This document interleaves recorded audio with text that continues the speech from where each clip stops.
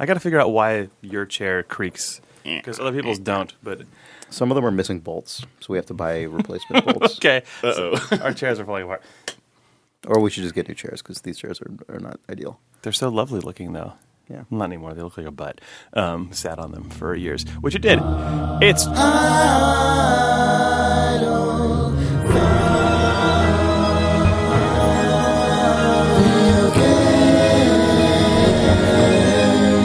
It's July 28th, 2016. This is Idle Thumbs 273. I'm Chris Remo. I'm James Spafford. And I'm Jake Rodkin. Sorry, Nick. No podcast for you this week. Wow. Yeah, we told Nick he's got to get in shape before he can come back on this pod. I mean, I don't know. I actually don't know what Nick's doing right now. But he's not here. He's probably shaping up. But Spaff is... Let's just say he's shaping up. Yeah. When Nick comes back next week, which I imagine he'll he be will. fully shaped up. Fully functional, Shape. normal A fully guy. functional Nick shape. Breckon, shaped man. Is this like, is talking about his shape some sort of quadrilateral reference? Obviously. Clearly. Of course. Nick will be shaped up into a perfect. I guess there's a He'll be a quadrilateral cowboy. I guess a Yeah, perfect he's already a quadrilateral would cowboy. be a square, right? That's subjective. It's fair. Are you saying Nick is a square? Nick's such a square?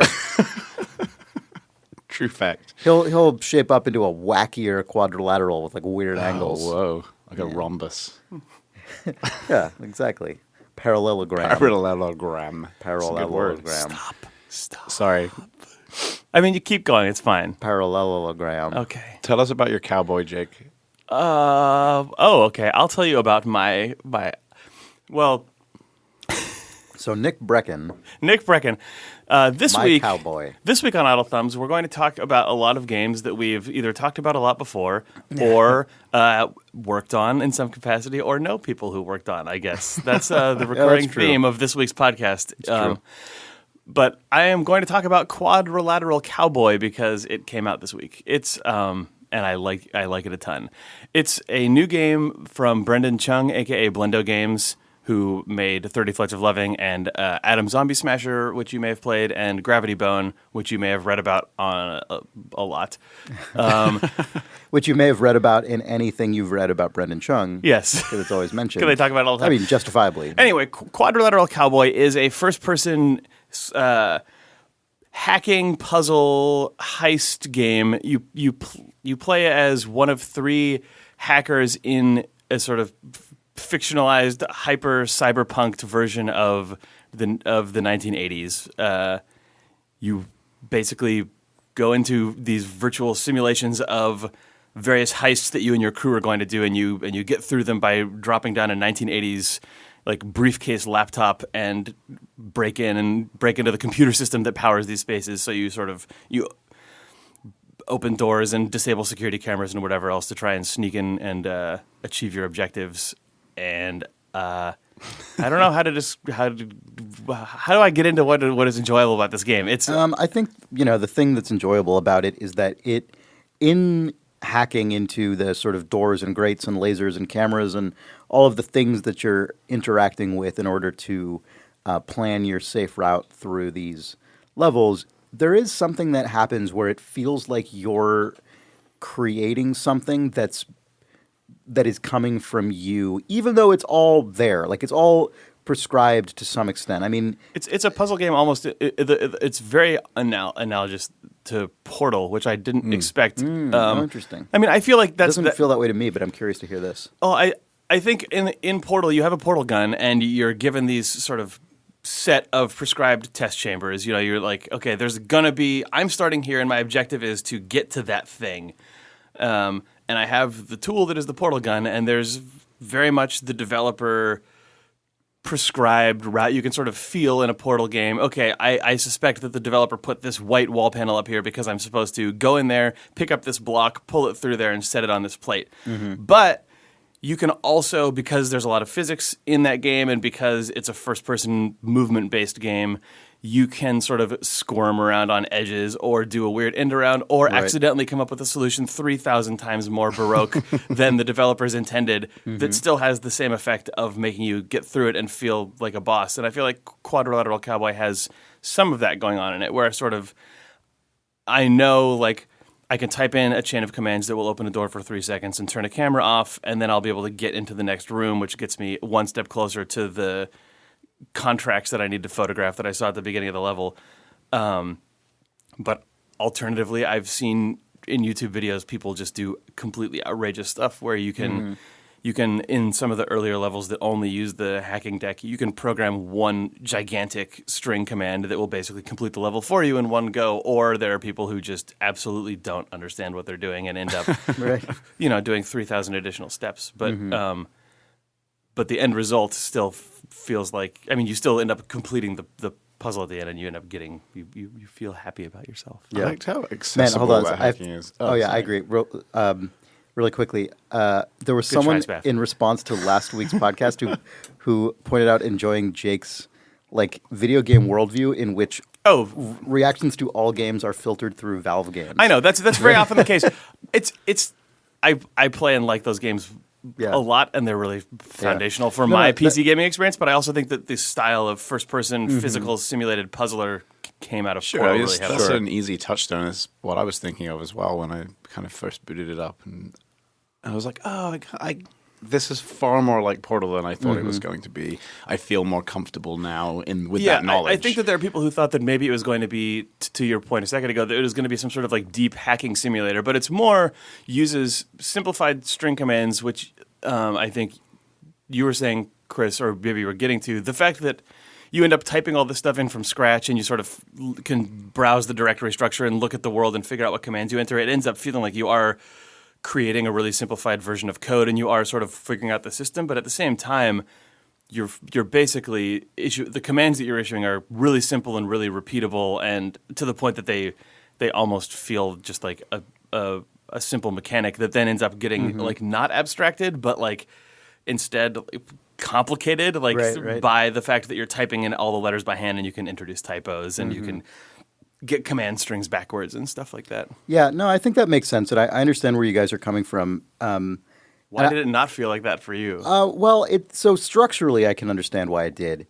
In the moment, it doesn't, because for me, so much of Portal is the sort of physicality and momentum and inertia of it, and that just flatly isn't a part of Quadrilateral Cowboy. It just doesn't.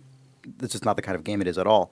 I do see where you guys are coming from, but I guess as someone who has done, so I'm not a programmer certainly, but I've done a fair amount of programming. I've done a lot of web development. I've done some game programming, and probably as someone who is some kind of saw happening in the background. There's surely some sort of cyber hacker breaking into the really expensive tech security company next door, which actually is there, I believe. So let's just assume that Quadrilateral Cowboy is making the teens. A whole city block is about to get hacked. Yeah. Video games have bad effects on people. If you play Quadrilateral Cowboy all weekend, you might use a Hacking buzzsaw to teens. hack into a grate. It's true. That's exactly the kind of hacking that would happen, very physical, old Right. school. It's not Well, I like that sometimes in the game you just take the bolts out of a grate and anyway. So to finish my thought, to finish your interjection, some of the best solutions that I've seen on YouTube involve people realizing if they're just about to beat a level and the 10-second alarm is going to go off, sometimes the fastest solution is actually to pick up a physics object, throw it through the window, and then just jump to the extraction point, which is totally valid. that must be how. Okay, so on the very first level, all of the best times are 2 minutes, 1.5 minutes, and I'm like, holy shit, that's crazy. I wonder if people are smashing the window. But then Brendon's time is number one at the 15 seconds. And I'm like, is he literally just smashing the window, running in, grabbing it, and running out? Is he anyway, whatever. So as someone who's not a great who's not a great programmer, but who has done enough programming to sort of understand what is engaging and challenging and fun and sometimes frustrating about it. When the first time you ever make something work in a programming language, it's really exciting, and it feels like creation, even though you're literally just following following instructions that someone else has written for you, and you already your know exactly code what's going to bringing the happen. world to life. Basically. Right? Yeah. Even though it's okay, this has been solved a million times by millions of people, and it's not a big deal. But there's that's sort of those feelings that you get when you start understanding how that stuff works is how this game makes me feel. And I just think that's really impressive and cool. And when you start chaining stuff together, I mean, obviously there's no like looping construction in this game, which is a pretty key difference between it and sort of more real programming. But like when you start chaining a bunch of stuff together, you just kind of feel like a hacker in that way that I will never actually be. I'll never actually have those skills. Yeah. And it's the kind of, usually the way a game would make you feel that way is by having the character just do all that stuff and then you do all the like sneaky stuff. But this game has both parts of it. Like you would have, typically a game would just like relegate that stuff to cutscenes, or it would have you play Pipe Dream, or it would, like have you just put points into a hacking skill and then roll a die essentially to figure out if you got in or not. We talked about this element of the game, I think, way back when Brendon was demoing this for the first time. Like, Quadrilateral Cowboy has been in development for something like 5 years, but it just even as early as maybe like the third mission, which is actually, I believe, listed as mission 2 because the missions are 0 indexed, which cracks me up.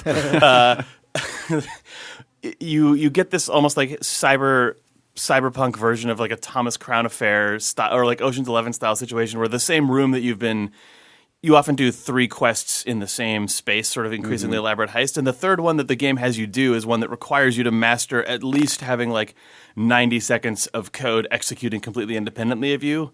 Because again, like Portal, there are these yellow blobby walls that when you walk through, your computer deck pops out of you and you can't have it. Very similar to the walls in Portal that make your portals disappear. So you have to create some sort of autonomous mechanism of code in this game. And that first moment when you just have like, when you go and snatch the thing that you're supposed to snatch out of the room, walk around, and you basically are the character who looks at their watch and goes, okay, door opens, okay, vent starts like executing air, and then you just pop out, and then the skylight opens automatically, and then you just stroll out sight unseen. Very that's good. Awesome. And here's actually, like, to me, the thing that makes this in my brain different to Portal, even though, as you say, there is that conceit mechanically in the world that is similar to Portal, which is like, can't walk through here, your thing gets destroyed, which is, so the process of creation of anything, right? Designing or creating pretty much anything, generally speaking, involves iteration, either on your own skills or on the like creation of the thing through revision, editing, rewriting, whatever. And that's true of most video games as well, right? Like in most video games, you die or you restart a thing and you try again and you iterate on your own ability to do the thing again and again and again. But that's sort of like practicing for performance, right? Yes. In the sense of like a musician or something. And that's what Portal is. This is like you're iterating on a creation. You're iterating on like, at least in some cases, like the level you're describing, you're iterating on like a full sequence of these commands that you are going to have to like, the time that it works, it will work once you relinquish your like direct control over it and say, go now. And now it is working. And if it fails, it's because you messed something up when you were actually constructing it. And then there are cases where in this game, sometimes when that happens, you can actually sort of ad lib around it and make it work again in the real time. But, often you don't. Either way, like that process is something that is really not unique in video games certainly, but uncommon and really cool. It's the thing you bring up about Portal totally tracks, because like if you think of Portal or a lot of the Portal alikes like Tag the Power of Pain, or even things like even things like The Witness or that really heavily mirror-based puzzle game. What was that first-person puzzle game that came out like maybe a year before The Witness? Talos Principle? Yeah, Talos Principle. Even, like in those things, you as the player are, even if you are manipulating devices, you as the player are basically the vessel through which all of the solutions happen. Like your position in the world, or sort of I don't know. Like, I mean, it's less so with The Witness and Talos Principle, but especially in Portal and most of its direct descendants. You always have to be in the place where everything is happening. Whereas in Quadrilateral Cowboy, you don't, until I think the game goes on. The thing that actually makes this game feel very special to me is when your crazy machines and you as the player both have to be operating at the same time. I think that's when the game is like at its best. Like some of my strongest memories of playing through this game are things like orchestrating all of the security devices perfectly so that then I have a 10-second window to push a safe literally out the window and then have a crazy Christopher Nolan-esque sequence where I'm watching the safe tumble slowly beneath me as we drop like 30 stories to the extraction point and I'm falling behind it and then we both crash to the ground. Right. Or it has the performance part as well. Yeah, or like there's an amazing piece later in the game which I don't want to get too into specifics of, but it feels like a moment out of like some 70s techno thriller or something where you're adjusting a sniper scope that has to perfectly look at a switch in a building across this huge courtyard, but then also there's things milling around in front of it, so you're watching this tiny CRT of a camera waiting for the perfect moment that you then execute code that will fire a bullet to hit a switch. But by the time that code executes, you've set up this shot perfectly, and you have a completely different vantage point, and you're just like watching and waiting to press a button that'll turn a laser grid off for 3 seconds from like what feels like miles away, so that you can then slip into a room undetected. It's awesome. And like that combination of crazy code execution and physically based object setup and your position in the world all coming together to create a moment that then makes you feel like you're in the conversation or some old Robert Redford movie, like parallax view. Yeah, the all of the simple things coming together to make that moment is totally good. Also, we are not getting into any of this stuff, but like a lot of other Brendon Chung games, like if you played 30 Flights or Gravity Bone especially, there is a ton of visual detail in this world. I mean, it's all that sort of lo-fi, really simplistic geometric Brendon Chung stuff, but the sort of character stories and crazy world building and really surprising architecture and color design, and just naming of things, and just everything is named the best things. Everything feels great in that game. It's not the Quake 2 engine. He was using this one is done in the Doom 3 engine, so there's real-time shadows and physics and stuff. It's like Doom 3 with all of this sort of texturing and modeling style that he's been using since he was using the Quake 2 engine, but with the increased sort of lighting and text and the textures are all higher res and there's real time shadows on everything. So like the lighting is just way more dynamic and a lot of that like 3D UI drawing textures on surfaces. I think the real reason that he's using Doom 3 is because the hacker deck that you can drop is just a physics object that you can put anywhere, and then when you click on it, it's running basically a DOS prompt in world all the time. And there's a couple other screens that you can touch, which was I remember we are being hacked to shit. Yeah. It was a sort of unsung but really, really cool feature of Doom 3 was that it had all that in-world, just seamless UI where any computer console you could touch, your reticle would just turn into the mouse cursor. And this game... Above us right now in the studio, people are installing a new floor. So we lost a bit of audio just there. Jake, you were saying something about how rad this game is, and do you like it? I do. That was your complex thought that I've I think we were just talking about the aesthetics and the narrative content and that sort of stuff. Anyway, it's got a lot of that stuff. It's again very much like famous video game Portal, which people at one point thought was just a bunch of test chambers. There is in fact a very nice and interesting story that I find to be well told and evocative. Cool. Yeah, Brendon is a. So I don't know, Jake. I was saying this to you the other day. And this is a very silly thing to say, but like, just because it's like this is what I'm about to say. It's very silly. It's just by which I mean it's like it's a statement that can't be like demonstrated or proven. But I really think Brendon is one. I mean, if not the one of the most just sort of overall well-rounded and interesting and impressive game developers working in any context today. By which I don't mean that like, you know, his games are like officially the best games or anything, but as like an individual person who's largely making every part of the games he makes, he has a complete sensibility that carries across his games, even as they span a ridiculous range of genres. Like he's mainly known. The games people always talk about are 30 Flights of Loving and Gravity Bone, but actually his biggest hit to date was Atom Zombie Smasher, which is a really clever kind of mix of tower defense and sort of like zombie viral spread kind of mechanics with sort of an XCOM strategy layer sort of thing. And then also a bunch of crazy narrative content and world building. And exactly. like it's all the stuff Chris described, but then also imagine it with sort of comic book interstitials, and the entire thing is set to a surf rock soundtrack. So you feel like you're just like, I don't know. It gives a crazy impression of what your sort of military op is like. That is almost like an Apocalypse Now-esque feeling on top of all of the other tower defense-y XCOM stuff. And then he made a game called Flotilla, which is which is like a sort of crisscross between a choose-your-own-adventure story in space and this like pseudo turn-based, like fully 3D, like 6 degree 3D space combat strategy combat thing. Yeah. And all of these games are all tied into his shared universe, this sort of Nuevos Aires kind of extended universe, which is, a lot of video games are like that, especially franchise video games. But he does it in a way that is simultaneously so like subtle, but also like suffusing every single component of these games. So when you're playing as these three cyber criminals in Quadrilateral Cowboy, remember that in this universe, hundreds of years in the future, some old space captain will undergo his last journey in Flotilla.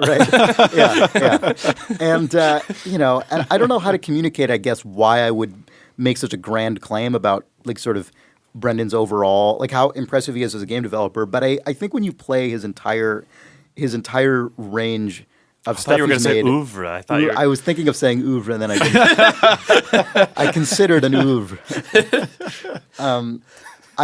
And then you consider that he, a thing that gets debated a lot is sort of auteur theory, and there are reasons people are skeptical of it, and there are reasons people are, sort of find some merit in it. But I think setting aside that sort of political battle, Brendon is someone who does make almost all of the parts that go into his games, which is not unusual in independent development, but I think is not common when executed at this level of taste, right? Like his games are sort of unpolished in some way, in some ways, in terms of like super high fidelity, like movement code and things like that you'd expect out of a AAA game. But in terms of the sensibility and taste applied to all the different disciplines, he's operating at a level that I think is extremely uncommon and unusual, and I think serves as like a very, very, very strong example of how it's possible to apply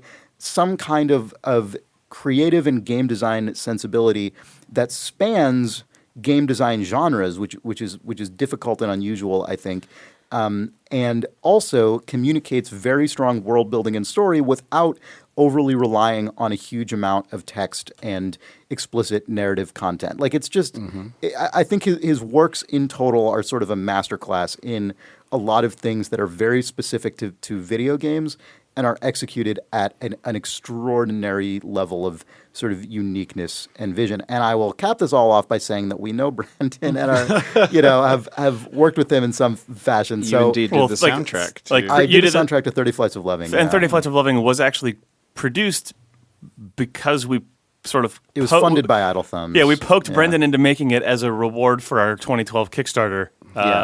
And that's the thing that maybe I'm the most proud of coming out of that Kickstarter. Also, this recording studio and us having a small business and this podcast existing. Thank you to everyone who backed our Kickstarter. Also, as a weird side effect, I feel like we somehow goaded Brendon Chung into making a sequel to Gravity Bone, which is... which I think has proven to be an even more kind of influential game than Gravity Bone was. So congrats to us. Idle Thumbs did it again. Yeah, and so I say all that stuff because I'm a colluding shill, and his game gets a 10 from me. That's for sure. But I do I do think that I would feel that way regardless. Yeah. Also, because I felt that way before, and that's why we wanted to make a game. To cap off the colluding shill segment, I ended up leading the creation of the trailer for Quadrilateral Cowboy, which Chris wrote the script for. Whoa, is the script like...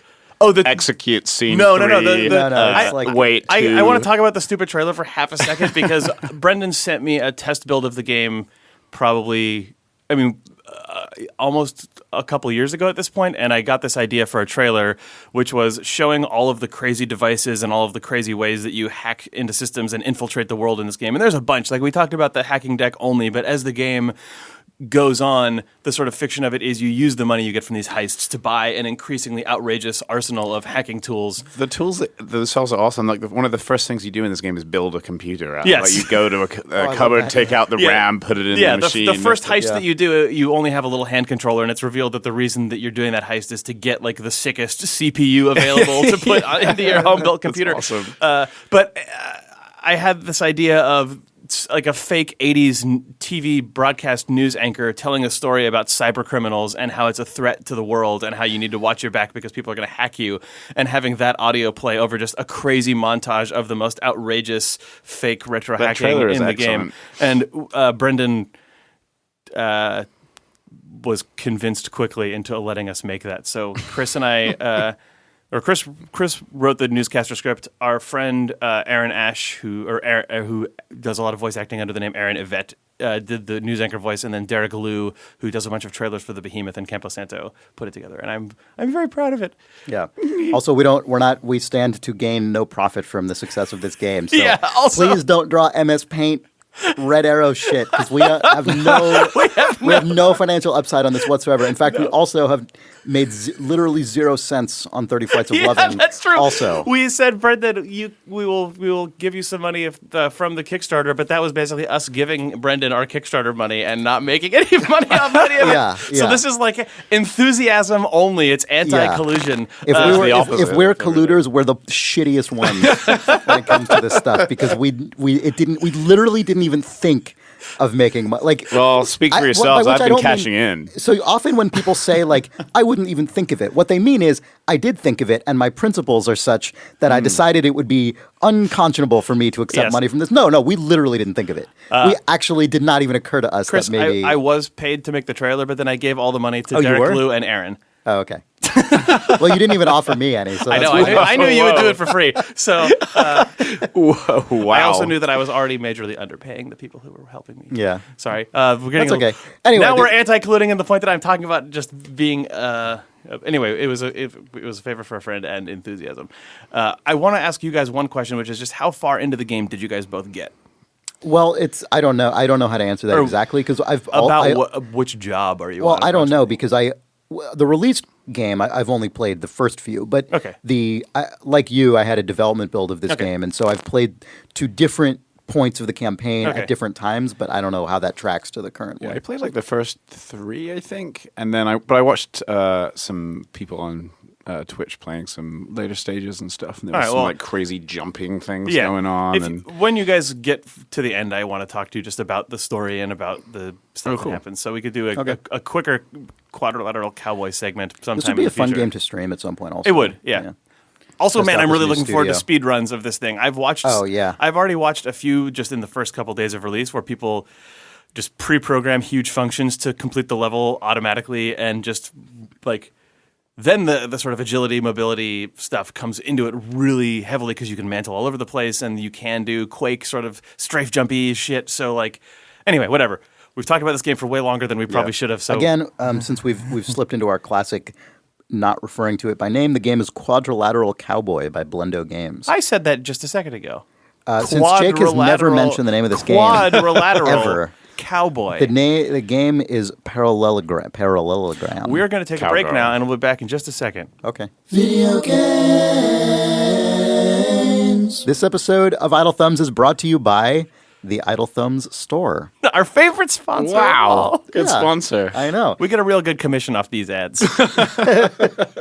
It actually sort of right now is brought to you by that, because we finally have some stuff back in stock that people kept asking us about, such as the original, which is the white on navy blue t-shirt with the really nice illustrated Idle Thumbs logo, the Idle Thumbs Network logo, and also the Coldblum, our ridiculous foam beer koozie or general aluminum can insulation, aluminum can or glass bottle insulator that will keep your hot drinks hot and your cool drinks cool. Or your room temperature drinks. Or your room temperature drinks, room temperature, just like it's better than a room, though. It'll maintain that temperature even if you walk into a cold or warm location. That's the best case scenario. Like, there's not a cold drink, but hey, at least it won't get hot in your hands. Exactly. And We're actually pretty close to selling out of the run of the Coldblum we did. But more are on the way. They're being More on the way, manufactured yes. now. So if you place an order on the store for the Coldblum, There may be a delay in getting them to you of a few weeks, but we'll see. yeah, if it looks like we'll either take it off the store if it looks like it's going to be a while before the orders come in, or if it looks like we can, pretty quickly get those fulfilled, we'll just leave it up, and if that's the case, we'll put a note on there saying that you might have a bit longer delay until you get it. But we don't actually. It's really hard for us to estimate demand for this stuff because we're a very small organization. So if you do want one, it's probably better to order it sooner rather than later, so that we don't end up in this problem again in a couple weeks. Anyway, speaking of the store. We got a great email from Samuel Tritch, who writes, "This isn't really a question. I'm a longtime listener of the show who recently picked up the original Idle Thumbs shirt, and I wanted to write in and thank you for selling quality merch on the internet. Seriously, I have bought many regrettable t-shirts through the internet with shitty printing and scratchy materials. It's very easy to rip people off when they're buying a product they can't touch or look at very closely. Thank you for selling high-quality stuff anyway. It's awesome, Sam." So I was really happy to get that email because we really do care a lot about that. We personally, we source our t-shirts personally, so we like evaluate them at the wholesale level and before we start printing anything. And then when they are printed, they're printed here in San Francisco by a local screen printer who we directly interact with and do quality. Like we always actually walk over when they Yes. print them and make sure that they are not eating shit. Yep. So it's really important to us that this stuff actually be good. Even with the stupid Coldblum, which is like basically a ridiculous We used item. the good foam beer koozie. We did. We got the one with the actual bottom, not the like crappy folding one that is like shitty and with no bottom. This is on like it. real thick foam It for is. your It is. Coldblum. It is. It's It's a impressive. quality item, and so we try really hard to make this stuff. even our shitty good. stuff is good. It's true. Even our shitty stuff is good. Idle Thumbs. I mean, I know it's not always true. Sometimes it's just bad. But the physical merchandise is always good. Anyway, that's at store.idlethumbs.net. We are also trying hard to get the Idle Vice T-shirt back in stock. That's the white and blue on sort of hot pink shirt that has been highly requested, and it turns out it's hard to get that sort of neon pink pomegranate Yeah. color shirt in a good material in high quantity. the previous supplier we used no longer sells that color. Yeah, so we're working on it. Anyway, merchandise. Store.idlethumbs.net.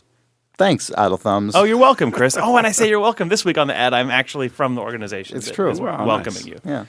Thanks, Spaff. No problem. Yeah, see? It works every time. Video games. All right, we're back. Hey. Hello. Headlander. Headlander. Another. Continuing the Video collusion game. cast. So, Spaff, you work at Double Fine Productions. I do. I've worked on Headlander for a while now. We have launched it yesterday. Yeah. It's awesome. I like it a lot. My first experience with it was I just streamed it because I thought that would be fun, and it was. There's an excellent GIF of you. Oh yeah, there's an smiling. animation of me freaking out when I realized that you can dance as any of the civilians in that game because I was legitimately like blown away by that. Before we IGN.com. get too deep into what Headlander actually is, since we're talking about you discovering the dance and losing your mind, do different civilians have different dances, or do different like parts of the ship have different dances that happen? Yeah, Is the that- different civilian Yeah. bodies all have their own dances. Okay, yes. and the music responds when you're dancing. well, the music just plays their dance. It plays music, their dance whatever it is. music. Yeah, yeah. Okay, that's. Sorry, I wanted to set the stage for Headlander by quickly yeah, yeah, asking that detailed question. Oh, of- yeah, for sure. It's all So- about dancing. We've said all So you the need to know thing- about this game. It has a single-player campaign in the style that Chris likes, and you can dance Well, I at want any to say time. what style it is, what it is that I like. Ah, about it, so. people can just figure that out. Yeah. No. So the Quadrilateral Cowboy and Headlander are not similar in any way on a moment-to-moment level, really.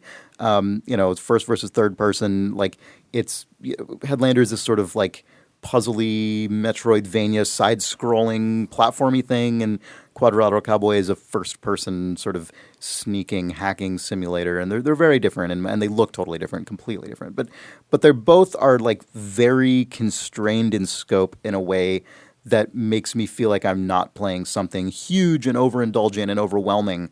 And they both feel like I can just sort of have fun with them from start to finish without the game trying to overtly like do more narratively than I think it's actually going to succeed at doing. And that's just something I really value in video games at this point.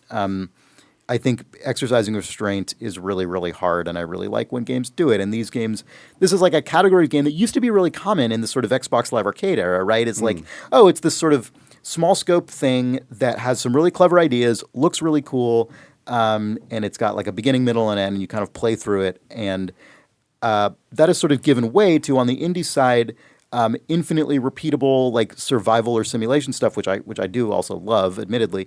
And then on the AAA side, sort of doubling down on huge blockbuster stuff.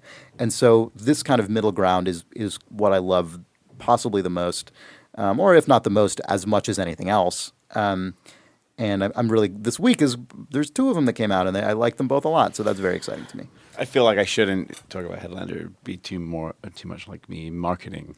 Yeah, fair enough. Game, Well, but I'll go ahead. chime in. Well, You described it as a Metroidvania, which seems correct. The entire game is 3D though, very similar to like Shadow Complex. Was that the the game by Chair that was on the Xbox 360? Which this game, Headlander, has a completely insane retro future style. Like it looks like it's like every movie of the sort of like Logan's Run, like the 70s science fiction. 70s science fiction, like the more sort of weird, bulbous, white plastic elements of 2001: A Space Odyssey, plus sort of like With the psychedelic sci-fi. stuff going on. Like it all looks like when you think about like totally cheap paperback novel 70s sci-fi book covers.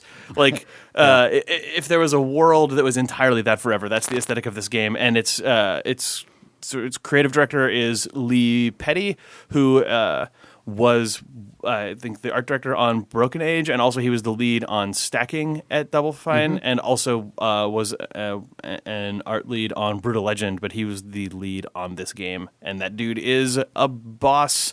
Every game that he makes is like visually wild looking, but then also incredibly crisp. Like, but anyway, what you actually do in this game, you play as the last human being in a future where all humanity is replaced by robots. But you are the last part of a human being. You are just a head in a little helmet with a jetpack on.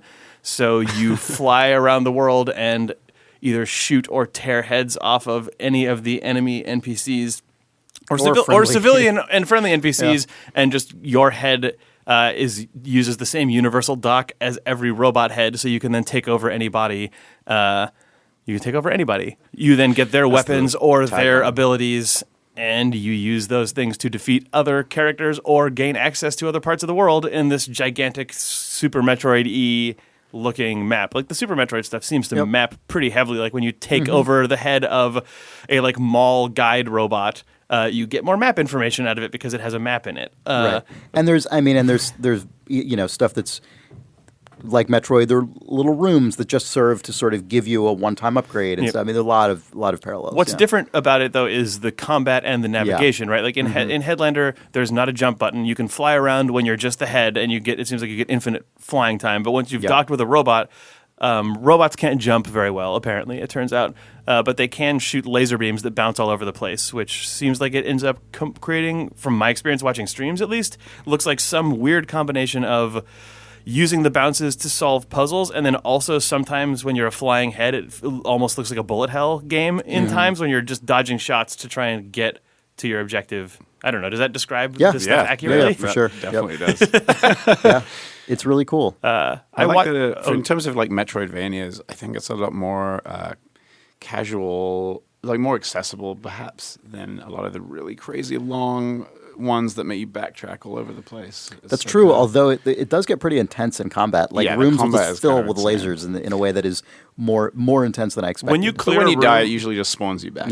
When you clear a room in Headlander, is it like a Metroid game in that the enemies respawn when you come back into the room, or when you clear a room, does it then just become a more still space that you can traverse? It kind of depends on the. It depends on the situation. Often they will come back because in addition to being sort of combat enemies, enemies also like need to exist for you to sort of traverse or solve the puzzle, like to solve the traversal puzzle, basically. So let's say you need to get through a door on an upper level and you're on the lower level. You can't just like take your head and fly around because to open the door, you need to be wearing the appropriate security clearance body to get through it. So if there's those no enemies longer need to a be person respawning. up on that platform, Right. you can't. You need their body to get through there. So so that's a case where that enemy there might be an actual enemy spawner up I there. find that actually cool. The fact that the I agree, enemy yeah. types are used to solve the puzzles as a justification for Metroid-style respawning enemies is actually really cool. Also, the fact that they are robot security that are just being created from nothing over and over again by the story, like that's actually a really nice cohesive mix of things. That's really cool. Yeah, I agree. I And you really can love dance the in it. setting of Headlander. I'm double down on my disclaimer. I work on this game, but it's that 70s science fiction setting. Lee is obsessed with that era of science fiction, and It's because it was like design rules in that era, right? Like just architecture, weird style forward, weird typography forward, weird colors forward, and like, just the themes of the story as well. Like a lot of the science fiction there is all about weird dystopian futures that were just missing this human element that they needed in order for everyone to be happy. And this game is kind of it's all about literally like, a missing human element that's in this weird utopia, dystopia place that is confusing. But it's also super analog. The robots have fiberglass bodies, and it's like this kind of strange 70s future. There's a lot of shag carpet. Those worlds, Yeah, like if shag you like carpet. A lot of Soylent- conversation Soylent pits. Green or Logan's Run or whatever. It's all like we've solved all the problems, but like secretly that all like rests on this horrible thing that we had to do in order to solve the problem. And Yeah, there's some really weird stuff in there. Also, that's part of the 70s science fiction is fucking weird. It's really weird. I know, It's very yeah. sexual. Yep, Like yep. so this game is like filled with phallic nonsense and strange, like the Fondlarium. Just a big room of robots undulating against big dildos and anal beads hanging from the ceiling and shit like that. It's like the craziest thing. I think Lee was really like, how far can we push this? Like, well, Adult Swim published this game, and they're kind of weird. They seem All like their they'd be companies fine are with a weird. Fondlarium, though. Yeah, That seems they were like, completely happy with everything, and there's some really weird shit in this game. So I'm looking forward to actually playing more of it. This year has gone in these waves where I'll go weeks where I'll just sort of fall into just like, I'm just going to keep playing the thing I was already playing. And then suddenly there'll be a week where now there's like 3 things that I really want to play more of, and I don't know how I'm going to find the time for it. I guess that's just how it goes. yeah. It's been a good week of things that are interesting and affiliated with Idle Thumbs because also if you are a console player who was hoping to play Hyper Light Drifter, that's on PS4 now as of this week as well. A game partially designed by Idle Thumbs Network podcast host Teddy Deef. True. Just to keep the train moving. And then here. there's other stuff that I barely even know anything about, like We Happy Few, Yep. which came out on Steam Early Access this week. and which, just flew right up the charts on Steam.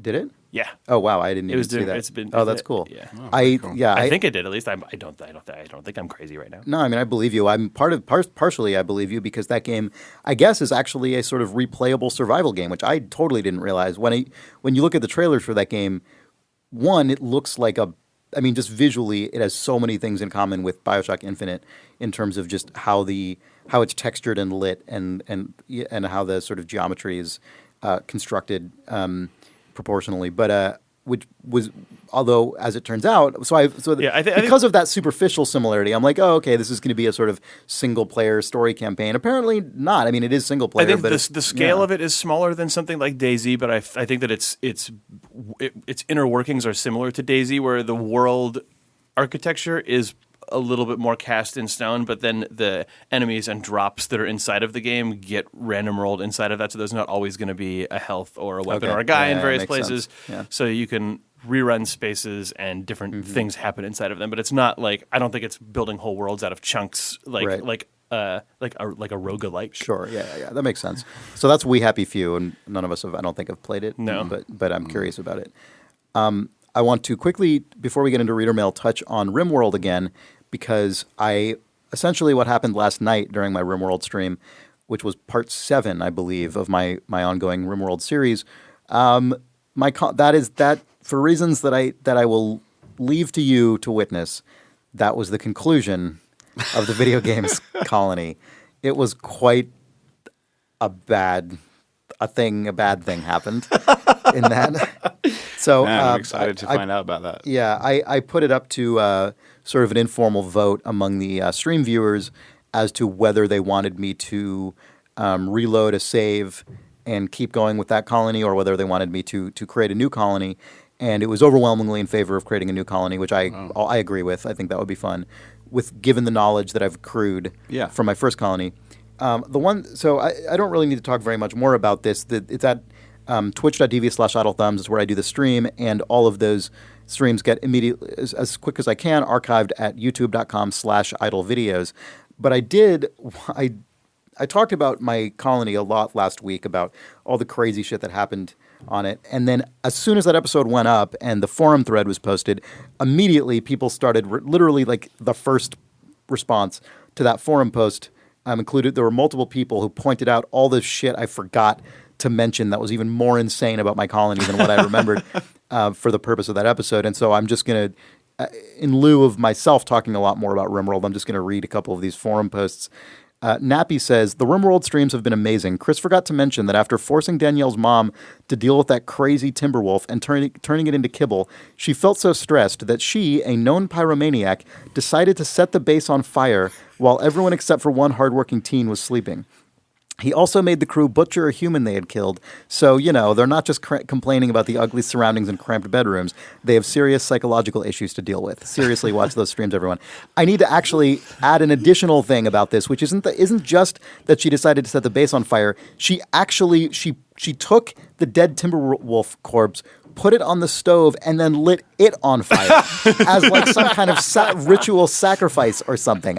It was just cooking. She just had a lot of anxiety about that Timberwolf. It was like, I need to destroy this by the only means that I understand. Fire. Setting it on fire inside the house. And then Unimural also replied, good cast. I'm quite taken by Chris's RimWorld streams. I have to clarify one thing with regards to his story. Jake said, Nick Breckon was born and still is Nick Breckon. In fact, Nick Goldblum Breckon is a vat-grown soldier. Whoa. The Nick Breckon IP obviously outlives us all and is used as a template for the soldiers of the future. Also worth noting is that this character's past life has left him incapable of violence, caring, and social behavior. And he has a bad back. That sounds like Nick. Those things are also true. So he also says, having stone walls is probably a good idea when one of your colonists is a pyromaniac. That's like an age-old saying. Hearing all this reader supplied detail makes me understand why this game is seriously scratching the Dwarf Fortress itch for a lot of people. Yes. Like this much shit stacked this early into this game's existence. And this is the thing. That was like the first 1 or 2 episodes, maybe. I mean, so much more completely bonkers shit has happened. I'm not going to even attempt to recap what has happened in the last week of RimWorld streams, but this game is a high quality story generator. There have been, one thing I will say, characters can create art. They can sculpt art out of raw materials. And there are 2 artists in my base, Nick Breckon and this teen, Kim, who joined after a few days. They have made, they're sort of toiling away on these sculptures. The moment when they finish the sculpture, and then the game actually describes what is depicted by the sculpture, those are, I will say, big moments. When you actually first read the description of this is what Nick Breckon has crafted out of slate, I'm not even going to attempt to remember the crazy shit that these people sculpt. Nudes have been involved, certainly. Wow. Nudes. As a baseline. That's very tasteful, though. Yeah, anyway. Is it? Was that adjective there or not? Not necessarily. So I do plan on restarting a RimWorld colony, probably on a higher difficulty level. So I imagine that means more tragedies and insane shit will happen, but I'm looking forward to it. You can follow, if you go to twitch.tv/idlethumbs, you can follow that channel for notifications when we go live. And then if you subscribe to youtube.com/idlevideos, you'll get notified about all the videos going up. We also have some, possibly even by the time you hear this, construction going on in the building. Yeah. Some new Idle Thumbs kind of podcast highlights assembled by our tireless weekly YouTube uploader, Johnny Driggs, will go live. So these ones are shorter than some of the other ones we've done. They're like 10 to 15 minutes long. So these are good conversations to sort of share with people to say, here's an example of some like just self-contained stupid bullshit. Or to That's enjoy why it I for listen to Idle yourself. Thumbs. From, Or back yourself, when Idle yeah. Thumbs was good. exactly right. Anyway, Is it reader mail time? I think it is. Okay. I want to, before we get into reader mail, I want to say a quick thing about last week. I talked a lot about Steam economy stuff, or I didn't even talk a lot about it, but lest people put too much stock in what I was saying, anything that it's just a reminder that when I'm talking about this stuff, a lot of it is just off the cuff, and it's my own personal feelings about stuff. So do not literally invest in stock based on Jake's opinion. Yes. In the words of the internet, You mean invest in? You mean invest in Counter-Strike Go gunskins? Yeah. No, Do just not invest. it's my personal opinion. It's all stuff that just comes to mind in the middle of a podcast recording. The Steam economy is a completely insane, labyrinthine operation that touches a bazillion people and a bazillion businesses, and it's just shooting the shit on a podcast, not trying to speak for anyone else or give any sort of grand opinion. Dear Idle Thumbs, I lost all my money investing in Counter-Strike skins because Jake advised me to. Yeah. All right. So, Just don't gaze too long into the heart of Steam. It will drive you mad or bring you wild success. My lord. Probably give you some trading cards too while it's at it. I don't actually have any Firewatch trading cards. that's weird. Have you not run it since it came out? I have. I mean, for a while, just opening the editor meant Firewatch was idling in the I know, background. but since it came out. Yeah. Drop rate. Then why too do you not have any crazy. cards? I don't That should know. give you cards. Oh, you know what? Because I gifted myself all of the cards in the admin tool. You do have all the cards. I have all of them. Sorry. Anyway, like I said, I don't know anything about what I'm talking about when I talk about Steam I stuff. have no but cards. I I have all do cards. know quite a lot about colluding and giving myself the things that I deserve in this world. Wow. Like Steam trading cards. Oh, wow. You're so rich. You probably now. could have sold those for like $2 the first day it came out when they were still rare. Man, when you said you're so rich now, what it reminded me of, do you remember when the iPhone App Store first came out and someone made that app that was just called I Am Rich? And it cost like $500 and it was just a picture of a diamond? It was an icon that did nothing. Yeah. So anyway, as the creator of I Am Rich, let me tell you this investing advice. Let me tell you this about... anyway. All right. Johannes Isaacson writes in about death and continuity. Hi, Thumbs. In the last episode, you talked about Inside and how you tend to incorporate the repeated deaths of the main character in this genre of games into some kind of overarching narrative, but you didn't feel this way about, for example, Half-Life 2. I have a thought about that. Frequently, when a side-scrolling game restores you to a checkpoint after death, there's a seamless transition where you just appear back at the checkpoint. Sometimes you can even see your character appear, and sometimes the camera doesn't move instantly, but travels back to the checkpoint at some slower than instant speed. In contrast, in 3D games like Half-Life 2, you almost invariably have to suffer through a loading screen that makes a sharp cut in the continuity of the experience. Also, in the latter case, you often return to an exact spot where you as a player stood while pressing the save button. All numerical game state is also typically restored, like ammunition and health. In the case of a checkpoint system, however, you might return to a position that you never inhabited before. Of course, there are some of those in certain first-person shooters as well. It's not atypical to retain inventory items and similar. In short, I posit that the sharp cut and the exact restoration of game state as opposed to a fluid transition that only restores an approximate game state makes it more natural to discard the events between the save up until the death as something that, quote, didn't really happen, while in the other case you get the feeling of still being in the same instance of the game world. I know, of course, this concept doesn't apply to all games of either type, see BioShock for an exception on the first-person shooter side, but I think it's very common. What do you think? All the best, Johannes. I think that's super sharp. I think that's a really good point. Spaff? Nailed it, I guess. I was just trying to imagine those scenarios and different games in which they happen. Yeah, that Half-Life example I think is pretty good because when I die in Half-Life or in first-person games that have that system, and then it rewinds, it does feel like the game is erasing it. Like you almost hear the voice of Prince of Persia: Sands of Time saying, "That's not what happened." Whereas, like when you sort of. I mean, I think I actually think it's not what happened is closer to the Inside thing, where like even the erroneous telling is something that came out of his mouth, whereas Half-Life is literally just like snap, undo. Like there's no there's a No. there's a load. I mean, you feel it erasing it. I guess. Yeah. I feel like you're disagreeing game with the does- reader mail a little bit, right? Oh, I'm totally not. Oh, really? I don't think so. Okay. I mean, the Prince of Persia is like the game and the character in the game making explicit acknowledgement, knowingly. That's true. That like the failure is actually part of the narrative. Okay, I don't think that Inside is explicitly saying that didn't happen. I don't think it is either. But there's a difference between the game saying that didn't happen and the character in the game. Sure. saying that Okay. didn't When happen. I combined the voice from Prince of Persia or Full Throttle or something with the event of Half-Life, it was more that the game was saying that to me. Like it feels like in Half-Life when I die and it is erased, the game is actually saying, like the way that it handles death and reloading, it feels like the game is saying your memory of this failure should be stricken from the record. It should be Right. excised from your brain. Yeah. Whereas, this is two totally different versions, but Super Meat Boy is like instant wipe.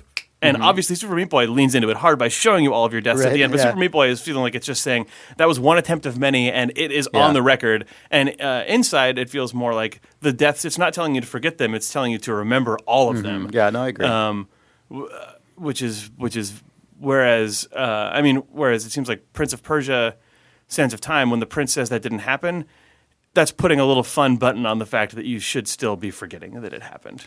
Well, sort of. But Prince of Persia is also a game in which you can literally, in the middle of the actual game, rewind it in front of your own That's eyes. true. So Prince of Persia is a game that is playful about that stuff in all their sense of time anyway. It's a game that Yeah. is like in all ways it acknowledges that and folds it into the overall fabric of the game Yeah. in a way that I think a Half-Life absolutely doesn't. Yeah, no. Which isn't a knock against Half-Life. It's just not at all what that game does. Yeah, Half-Life wants your memory of it to be the time that you perfectly navigated everything and never died. Right. Sure. Like your save game, by the end of the game, it's only a record of your perfect successes. Whereas it feels like Inside or Super Meat Boy carry your deaths with you as you move through the story. And I mean, and I think to this reader's point, simpler versions of that just exist in your brain when you wipe and the camera doesn't cut and there isn't a load screen. Right. Yeah, that I love that point about the sort of it feeling like all of these deaths exist in the same instance of the world. Whereas, Or like if there is a cameraman in those games, the guy disappears and goes, whoa, where'd he go? Oh, there he is. And then just Yeah. like moves the camera back over like, oh, okay.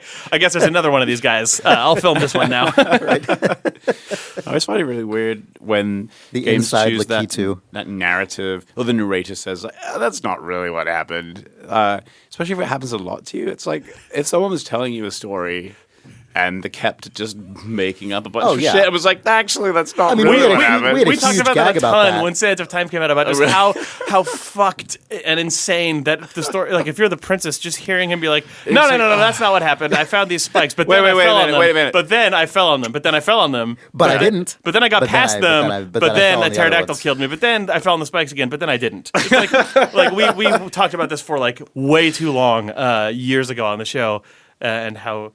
Just How kind of fucking weird and insane. like a troll. Yeah, and then at the end, I love you. And then I made it to here right now, and now we continue. The first game But then I died. I guess it's like Monkey Island 2, where it kind of begins when Monkey Island 2 is a frame story, and then there's one. you die in that game when you get turned into a chair. It's like and it cuts to Elaine like, really? Is that That's really what not- happened? you're like, oh, no, okay, not really. Not really. Yeah. But I like it that it calls into question pretty much everything in the story. Like everything that you have played could just be made up. That's true. That's in a game that is a frame story that can have one of those that just have places where it eats Yeah. shit. Then you're Because like, you oh, weren't called out Well, on I it. guess then I might just be living a bullshit story. But yeah, It'd be really weird in Half-Life if it did pan the camera back. Like if it did just go like all the way back through all the corridors and head crabs spring to Well, life just or if- whatever. Bullets fly back into you. the version that would be man. completely weird is a Half-Life where Gordon dies and it goes, and then the camera just goes, and just no clips out of his yeah. head into the back of another guy. You know, all the enemies are still like, "I'll find you" or whatever. I guess they're Combine guys. They go, and that's all that they say. But they mean I'll find you. in They mean Combine I'll find language. you. Yeah. Or in we've had a lot of discussions about what enemies do in stupid situations, but like the Splinter Cell with the guys screaming about Fisher, if when you die, the camera just fucking sloppily flies through the level to another Fisher who just has spawned because they just didn't care. Those guys would remember at that point. They would be like, That's why those guys are so fucking overwhelmed by Fisher. They're like, this guy's fucking everywhere. He literally is everywhere. There are infinite this Fishers. is just like a Christopher Nolan non-Batman movie conceit, Right, yeah. where just every time you die, a corpse of you is left behind, another one of you spawns without the level reloading, and you just keep playing. Oh my god, that would be a great like game jam game. Yeah, that probably is. There probably is. They're a game like jam the game of Swapper that. kind of has that going The on. Swapper does kind of have that going on. Yeah, it's like. Are you teleporting? Are you respawning? Or are you dropping into new bodies? Or like what is uncomfortable things are happening with character? With like the implications of video game mechanics are explored a little bit in that game in a way that's pretty good. I think I did play a game jam game that is kind of like this, and now I can't remember what it is. But I'm where someone listening probably where your remembers. ragdolled corpse stays behind, and think that's actually canon. Yeah. I think I've played that possibly, but I can't remember what it is. Anyway. That would be crazy. Just walking through a whole map, a whole level, even a whole game just littered with corpses of your failed attempts of just stuff everywhere. Yeah. Weird. All right. So Bobby Vickery writes, "Hey Thumbs, longtime listener, first time writer. I wanted to take a moment and share the results of some research I did on the possible origins of the name of Chris's recent favorite puzzle RPG by Michael Brog, Imbroglio. Although the game is quite clever, it seems Brog has extended his genius to a great play on words between his own name and the scenario he created. Merriam-Webster provides 5 definitions of the word, but 3 that stand out to me are 1. A confused mass, 2. An intricate or complicated situation as in a drama or novel, 3. A violently confused or bitterly complicated altercation. These are great, so I dug further. Some research turns up root words in Italian and French. The words are imbrogliare and brulier, meaning to entangle and to confuse. I'm sure this means there's a Latin root out there, but I can't find it. The word imbroglio first came to the English language in 1750 to mean a jumble. Thought you might appreciate the results of this research and appreciate Brog's slyness even just a smidge more by knowing. Sly Brog. Bobby Vickery. Imbroglio. And then I guess as our last email, I wanted to read something. Nick Breckon writes, "Help, I am trapped in my house." Please don't start the podcast. I was trying to get into shape and got into the wrong shape. Now I cannot leave. I cannot leave. The square peg does not fit. Yes, I am not a rolling or walking shape and am therefore stuck in my home. That's like a strange Headlander scenario. Yeah. I have docked onto a non-moving... Become a triangle, for the door is triangular. Have you guys seen the Batman procedural episode generator? No. Have you guys seen this? I saw it and I didn't read it because I thought there was a chance that you would read one of them on the show. Well, someone replied. Someone. So what is the gist of the Batman procedural? I don't know because generator? I can't even find the. I searched for Batman episode. It sounded like it was some sort of predictive text, natural language thing that took a bunch of Batman scripts and then attempted to write one out by sort of trying to find what the logical next phrase should be until it decided that it had reached the end. I've seen a bunch of those for like Friends episodes or whatever, right? That's exciting that there's a Batman one. Yes. Yeah. So I imagine it sounds like that Spider-Man trading card. Is that where we're going to find out? I guess okay. I intentionally didn't actually read through it. So Joe Martin posted this. Joe Threepwood is his Twitter handle, classic. and then someone. Related probably to Guybrush Threepwood. And then someone in turn tweeted that to us, and I don't know if it was this person or someone else. Sorry, I've lost that tweet. But someone clearly sent this to us with the intention that we would read it. And so I'm going to read this episode, whose name is already very good. The name of this episode is Batman Loves Him a Criminal.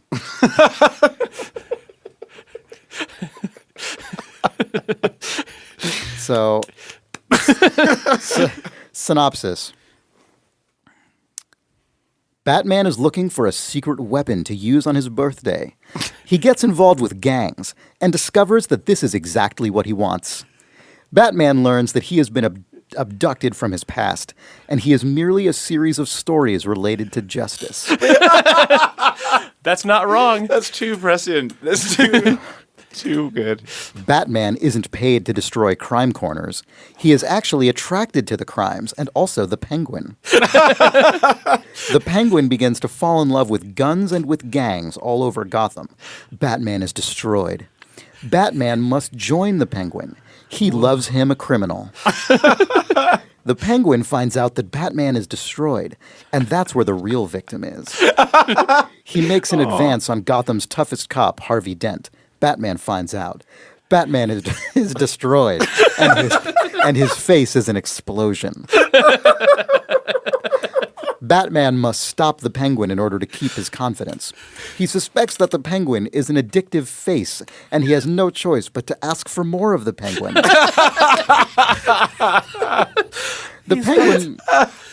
The Penguin makes things worse by killing Batman. He has happened to Batman, and he is visibly criminal. Batman isn't still around. Batman is in a cloud. The Penguin finds that he is astounded by killing the man who loves him most. He feels responsible for the death of Gotham's prominent Batman. He loves the man that Batman isn't. Batman learns that he is merely being put on parole, which grants Batman the death of his own death. Wow. Batman manages to be himself after being struck down by the Penguin who he loves. The Penguin and Batman solve the mystery of their separate ways and travel to the island of Rescue with an actor best known as Bruce Wayne. Batman learns of a dream society in Europe with all of the fabled 6 months of laughing. He reluctantly decides to obey his daughter, Barbara Batman, and stop his medical school in Gotham.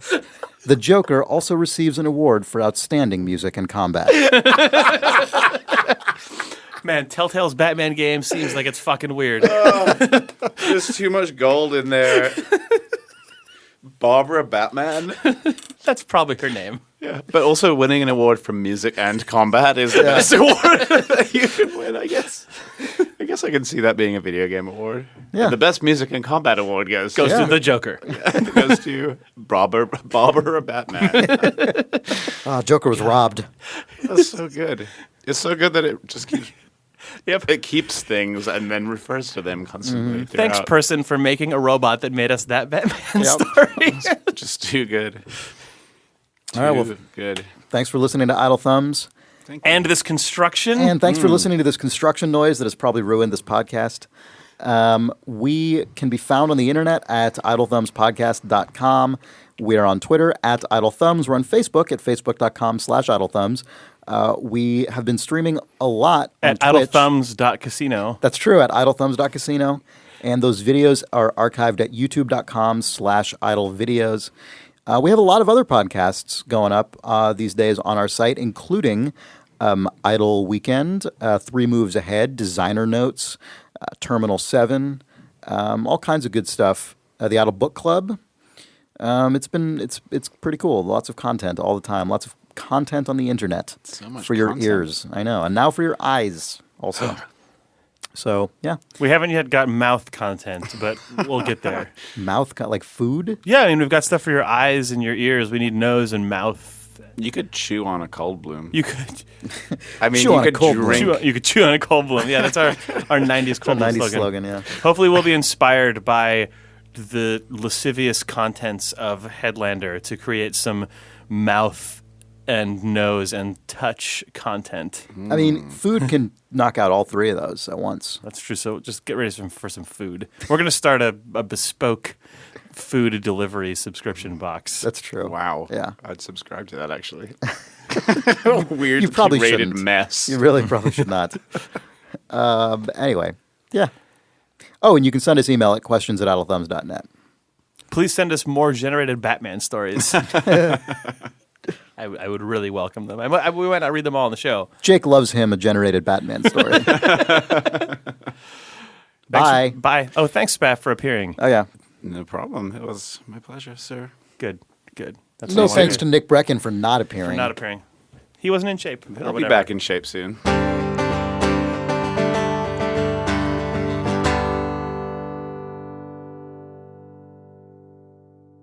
Oh, hey, and I totally forgot to mention, I streamed the limited elusive target Hitman mission featuring Gary Busey, or, as the level's many NPCs refer to him, Gary Busey. You can find that on our YouTube channel at youtube.com/idlevideos. Okay, bye for real.